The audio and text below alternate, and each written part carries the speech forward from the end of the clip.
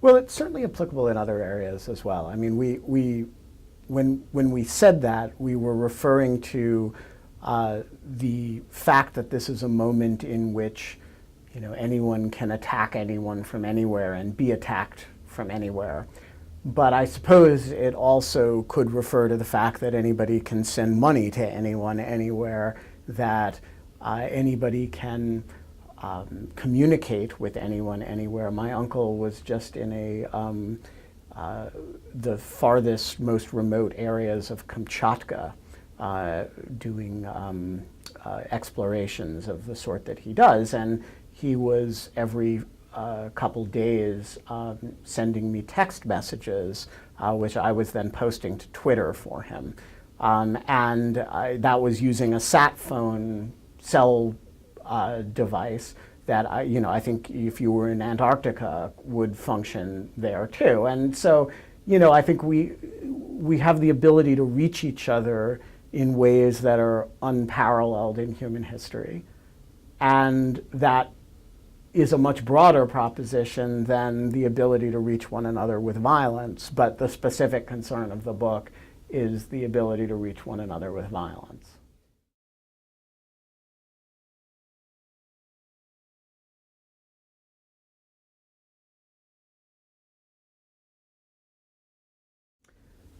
So look, I'm not a psychologist, and I am sort of agnostic about that. And I think it probably depends on whom you are.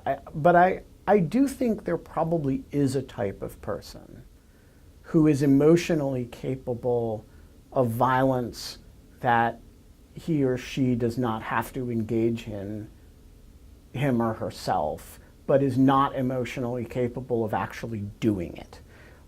So people make this point with respect to vegetarianism all the time, that, yeah, it's very easy to eat a steak, but would you slaughter a cow, right? And in my case, the answer is no. I like cows, and I don't think I could actually walk up to one comfortably and slaughter it. On the other hand, I do eat meat, and I think it's reasonable to hypothesize that there's a type of person who would never walk up to you and stab you. But if you could do something very remote, might be willing to do it or even attracted to that. Now, the counter example is, there's been a fair bit of literature about the idea that predator drones create a PlayStation mentality.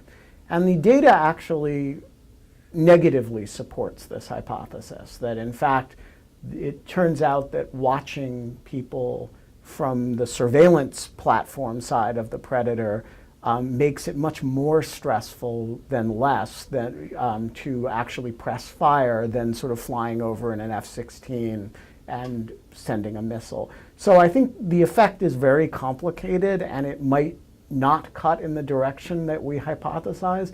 But I do think you have to at least consider the possibility that for some group of people, the ability to do things with a kind of clinical distance might be a sort of psychological enabler.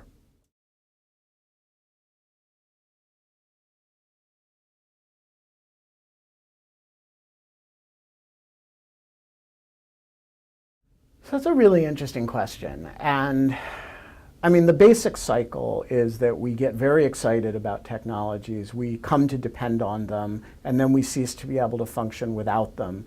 And when they get turned against us, we're very vulnerable to because of the degree to which we've invested in them. There's all sorts of skills that humans used to have that we no longer have.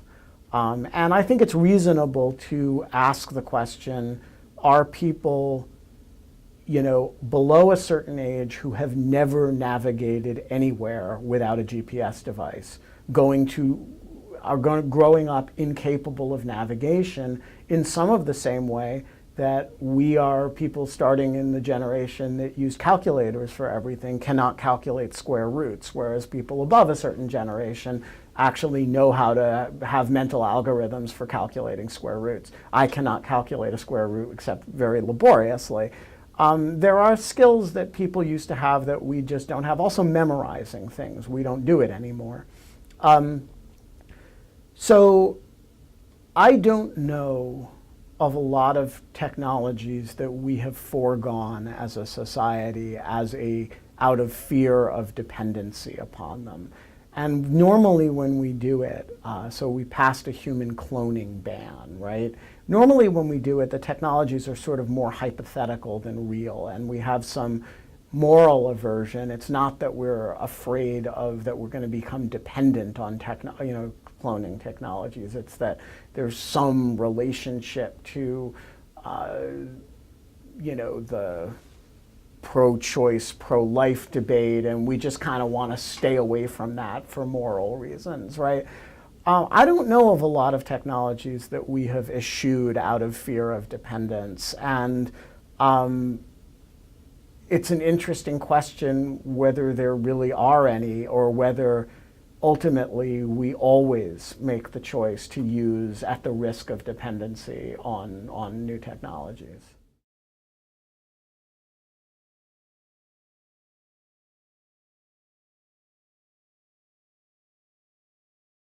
Well, so I think you would get a very different answer to this question if you ask Gabby than if you ask me. Gabby is actively afraid of the spider drone. And she looks at the spider as not that technologically far off from our current reality, and says a lot of, people will do these things because people always do these things, and it'll happen sooner than you think because technology always develops sooner than you think. I look at it a little differently, and I say, first of all, the miniaturization component will happen quickly. We will have tiny little robots scuttling about very quickly. But making those lethal and remotely operable and sufficiently autonomous to be useful is a very delicate set of engineering problems that is complexly related to a series of artificial intelligence innovations that have kind of chronically been 10 years off and never seem to get any closer than 10 years off. So to me, the spider drone is in the short term a little bit more of a metaphor for miniaturization and remoteness in the robotics space. And I think that we are going to see greater miniaturization, greater autonomy, greater animal-like qualities of robots of all types, and greater distribution to more and more people. But I think the likelihood that we'll see a functional spider drone with the ability to test your DNA and the ability to inject lethal poison is not around the corner by any means.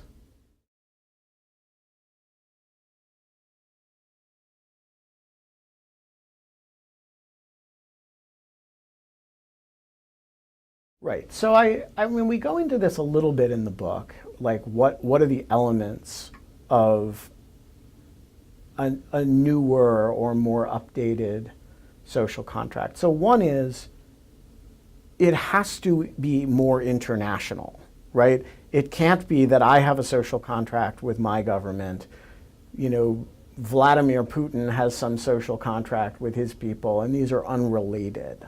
Right? There's got to be some interaction between people and other governments. And that's a very challenging idea.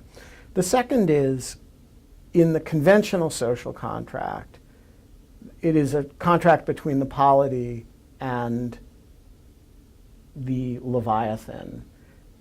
And there's no place for Google in that contract. And if Leviathan has to ask Google for everything, and has to issue FISA court orders to telecommunications carriers, if everything it's doing, it has to do through some intermediary actor? Well, we need to think about the social contract in terms of what the relationship between what the involvement of those actors are, particularly because those actors are multinational corporations. And then finally, I think in a world in which everybody can, has the killer app on their phone, we do have to ask the question, what level of protection is the essence of the contract? And I think, in Hobbes and Locke, the idea is that government protects you sufficiently that you can exercise your liberties and live your life.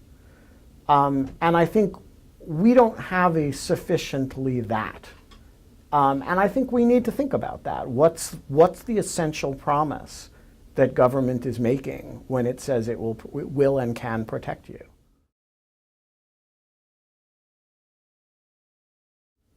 When you get into the shower and there's the spider, wear shoes.